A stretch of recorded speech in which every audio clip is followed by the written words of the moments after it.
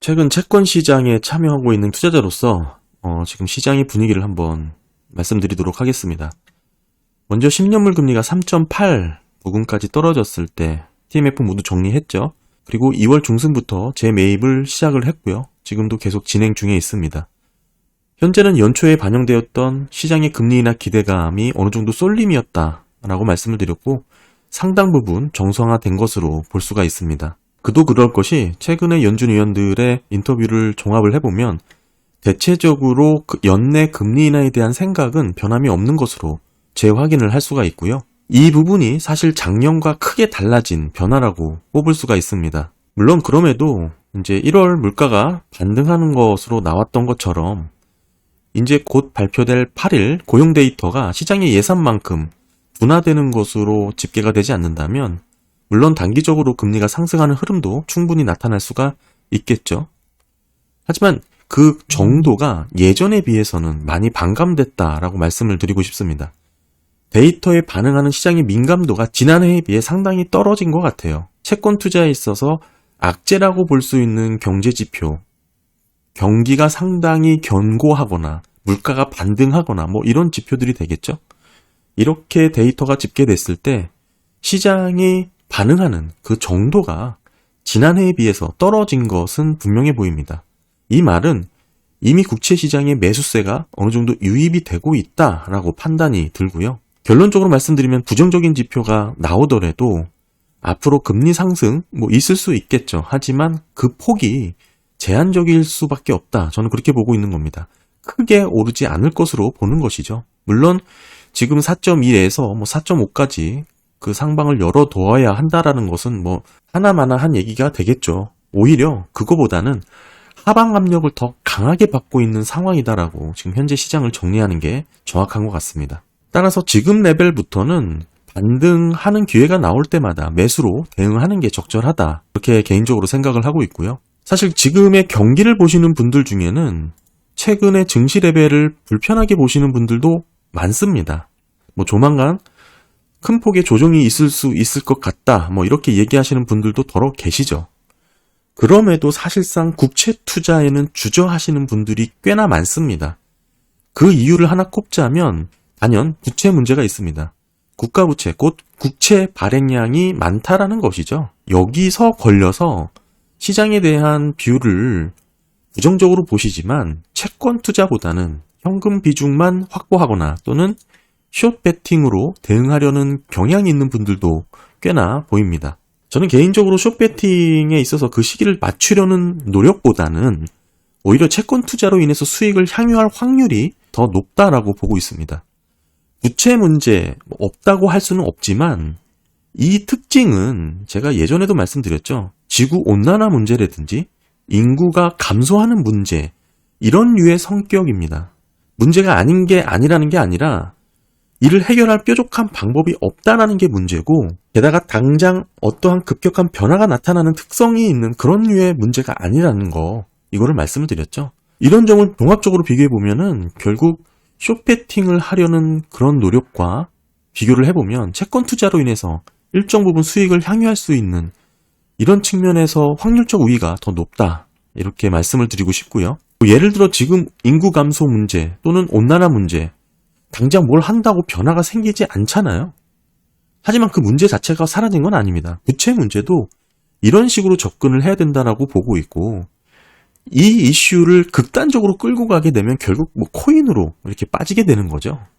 얘기가 좀 옆으로 샜지만 결론적으로 말씀드리면 현재 금리 인하 모멘텀이 살아있다. 그리고 시장에 강하게 매수세가 유입이 되는 것으로 그렇게 볼 수가 있고요. 과거처럼 연준 위원들이 사실 몇 달 전만 하더라도 금리 인하에 대해서 전혀 고려하지 않았던 상황이잖아요. 그때와 비교를 해보면 지금 상황이 완전히 다른 형국이다. 이렇게 말씀을 드릴 수 있습니다. 금리의 하방 압력이 강하게 작용을 하는 시기다. 이렇게 봐야 되고요. 금리가 튈 때마다 매수로 대응하는 것이 현명하지 않을까 그런 생각을 갖고 있습니다. 특히 이제 연준 위원들의 금리 인하에 대한 생각들을 좀 엿보게 되면 물가가 잡히는 데 있어 그 길이 순탄하지 않겠다라고 얘기를 하는 것이죠. 하지만 물가가 잡힌다는 그 자체는 예상을 벗어나지 않고 있다. 이렇게 보고 있습니다. 더불어서 우리가 중점적으로 확인해야 될 멘트는 금리를 인하하지 않고 오히려 기다리다가 긴축적인 정책으로 불필요한 경기 악화를 초래할 수 있다라고 언급하고 있다는 점을 우리가 예의주시하면서 확인을 해봐야 됩니다. 사실 2월 ISM 제조업지수가 나오자마자 GDP 나우의 1분기 추정치가 2.1%로 하향 조정이 됐습니다. 여기에 며칠 전 업데이트가 된 2월 소비자 심리지수 미시간 대학교에서 집계를 하죠. 76.9로 최종 집계가 됐는데 직전 달보다도 떨어졌고 예비치보다도 떨어졌습니다. 소비심리가 안 좋다는 것이죠. 사실 전월달 79를 기록했던 소비심리는 약 2년 반 만에 최고치를 기록했던 수치거든요. 따라서 지금 2.7% 떨어진 게 뭐 크게 떨어진 게 아니다. 뭐 이렇게 보실 수가 있는데 게다가 YOY로 보시면 거의 15%나 오른 수치죠. 그런데 이 차트 보시면 지금의 위치가 여기입니다. 오늘 제가 드리고 싶은 주제이기도 한데요. 지금의 레벨을 보시게 되면 역대급으로 낮은 수준이죠. 사실상 극단적인 코로나 시기를 보시게 되면 셧다운이 됐던 시기죠. 소비를 전혀 할 수 없었던 시기인데 이때와 지금을 비교를 해보면 크게 다르지가 않습니다. 지금의 위치를 과거 역사 사례로 비교해보면 몇 번 되지가 않았고 모두 경기 침체로 이어졌던 구간이었죠. 특히 제가 빨간색으로 칠한 이 부분은 22년 6월입니다. 이때는 미시건대가 소비자 심리 지수를 집계한 이후로 사상 최저점에 도달한 부분이에요. 사실 코로나 기간과 08년 금융위기보다 더 낮은 위치입니다. 그런데 웃긴 건 이때는 실질 GDP 성장률도 높았고 코로나가 회복하던 구간이기 때문에 실업률도 역대급으로 낮았던 구간이거든요. 그런데 소비 심리는 최대치로 떨어졌다라는 것이죠. 이 부분을 한번 살펴보자. 오늘 이 말씀을 좀 드리고요. 이런 내용에 있어서 세인트루이스 연은이 보고서를 하나 냈습니다. 결론만 얘기해드리면 실질 개인 소득은 22년 1분기 이후에 계속적으로 장기 평균을 밑돌고 있다. 이 얘기를 하고 있는 겁니다. 지금 원인을 정확하게 지적을 하고 있습니다. 현재 주가는 사상 최고치를 기록하고 있는데 소비 심리는 왜 역대급으로 낮은 수준이냐? 이런 질문인데 그 답을 정확하게 실질 개인 소득이 현저히 떨어져 있다라고 답을 내놨습니다. 물론 지금까지 인플레이션이 잘 잡히고 있고 앞으로 더 떨어질 거라는 비유가 많지만 여전히 몇 년 전보다는 더 높은 수준이잖아요. 그리고 더 심각한 부분은 이 가격 자체가 부담인 것입니다. 이미 높아진 수준에서 상승률이 둔화가 되고 있다는 측면이죠. 이 부분을 종합적으로 보면 개인 소득에 있어서 실질 소득이 줄어들게 되는 효과가 나타나는 겁니다. 이게 줄게 되면 결국 소비 심리에 상당한 영향을 미치게 된다. 이런 보고서입니다. 왼쪽 차트를 보시면 이 소비 심리하고 GDP 실질 성장률 그리고 고용률의 변화를 비교를 해봤어요. 이 0이 장기 평균이고 0 이상을 기록한 게 보시게 되면 고용률이죠. 0에 수렴한 게 GDP입니다. 그러니까 GDP 성장률은 평균 수준이고 평균 이상으로 뜨거운 것은 고용률이죠. 그러니까 상당히 경기가 좋다라는 겁니다. 그런데 왜 소비 심리는 역대급으로 낮냐? 이 얘기를 던지는 거고요. 소비 심리만 낮은 것이죠. 그 해답을 결국 실질 개인 소득의 증가 여부에서 찾았습니다. 이 세인트루이스 연은의 보고서는 지금 22년 1분기 이후부터는 개인의 실질 소득이 장기 평균 밑으로 떨어졌다라고 얘기를 하고 있는 거고 22년 3분기 들어서면서부터는 오히려 실질 소득 증가율이 마이너스를 기록하기 시작했다라고 얘기를 합니다. 아무리 경기가 좋고 고용이 뜨거워도 미국인들의 실질 개인 소득은 오히려 과거 평균보다 못하다라는 것이죠.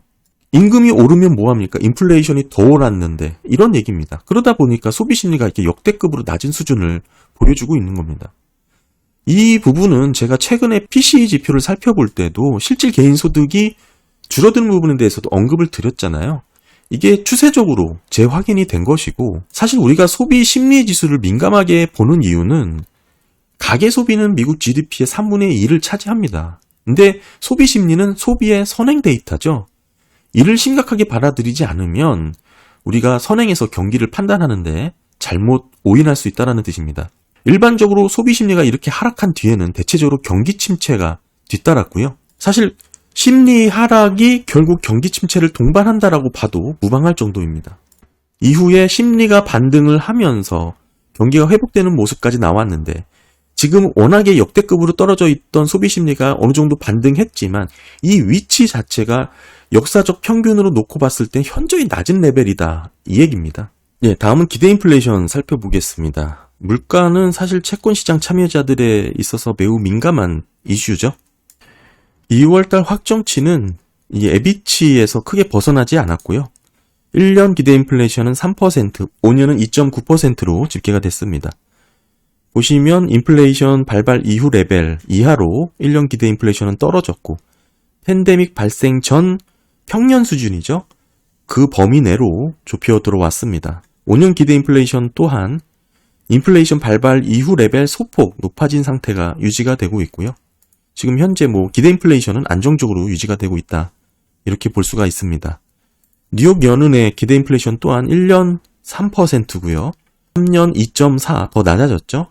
5년도 2.5%로 비슷하게 계속 안정적으로 유지가 되고 있고요. 사실 우리가 물가에 대해서 이런저런 전망도 많이 하고 말도 많고 다양한 뷰를 갖고 있지만 사실 이걸 수많은 데이터로 매일매일 전문적으로 분석하는 분들이 계시죠. 게다가 또 엄청난 자금으로 투자까지 하고 있는 분들. 사실 채권 시장에서 채권을 투자한다는 것은 이 물가에 대한 전망을 한다는 겁니다. 채권 시장의 흐름을 보는 게 제일 정확하고요. 사실 연준이 보는 물가라고 하면 PCE가 되겠죠. 그 중에서도 코어, 이제는 슈퍼코어까지 보시게 되는데 지금 1월 PCE 슈퍼코어 보시게 되면 반등하는 것으로 나왔죠. 특히 MOM이 크게 집계가 되면서 0.6%나 증가하는 것으로 집계가 됐죠. 이러면서 물가의 움직임이 우려스러운 목소리다. 이렇게 보고 있는데 사실 이 부분은 지금 현재 1월 한 달 현재의 물가이고 연준이 진짜 보고 싶은 것은 기대 인플레이션입니다. 궁극적으로 이 기대 인플레이션을 안정적으로 잡고 싶은 게 연준의 목표예요. 이게 장기적으로 구조적으로 높아지는지 이 여부를 제일 우려하는 것인데 따라서 지금 1월달 당장에 반등한 인플레 지표 하나만 보고 물가 패러다임을 구조적으로 끌고 간다는 게 사실은 좀 내러티브가 상당히 좀 과장된 측면이 있죠. 결국 채권 시장, 채권 투자는 물가와의 싸움입니다. 여기 이제 성장 이 부분도 함께 반영을 하긴 해야 되고요. 경기 침체가 두려워서 사실 물가를 포기한다. 이것도 말이 안 됩니다. 왜냐?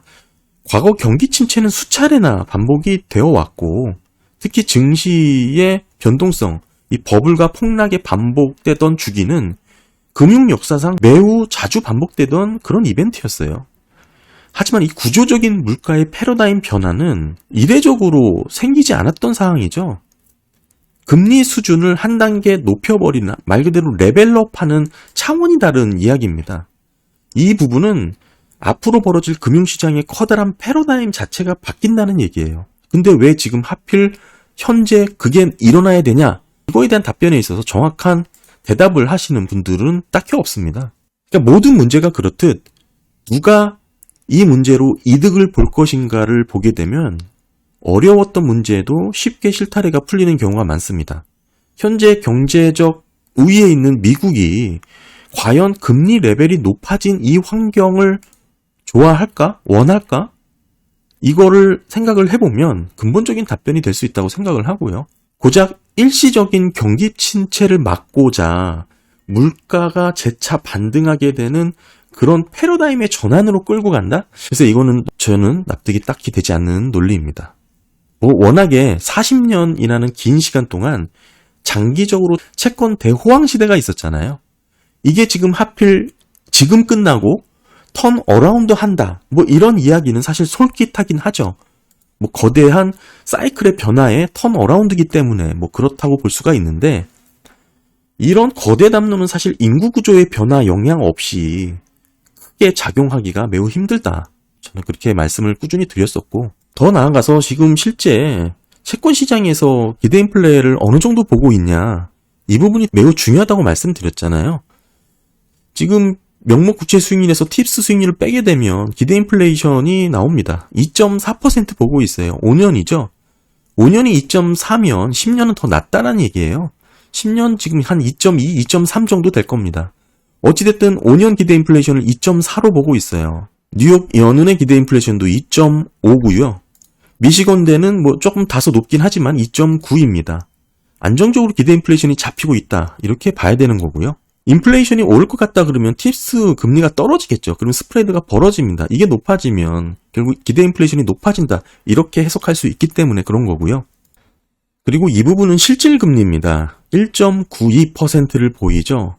사실상 뭐 팁스 금리인데 제가 예전에 한번 말씀드린 적이 있을 것 같아요. 저는 위험자산, 특히 주식 투자하는 데 있어서 실질 금리가 이 1.5, 뭐 2를 넘어서는 구간에서는 상당히 주의하고, 특히 이제 1.5를 넘어서게 되면 위험자산에 대한 투자가 채권에 투자를 해도 1.5%의 안정적인 수익 마진을 주는데 위험자산에 굳이 투자를 해야 돼? 뭐 이렇게 얘기를 좀 드렸었죠. 뭐 물론 각자의 상황에 따라서 뭐 스탠스가 다를 수 있긴 하지만, 예를 들면 실질금리가 2%를 넘어갔던 이런 구간에 내가 현재 주식 투자를 해서 수익을 보고 있는 상황이 아니다.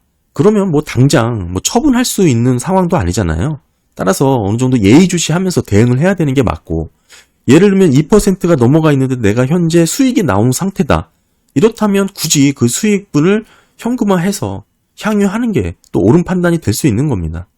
따라서 실질금리를 볼 때 이렇게 마이너스로 뚝 떨어져 있던 구간은 대세적으로 위험자산 증시가 되겠죠.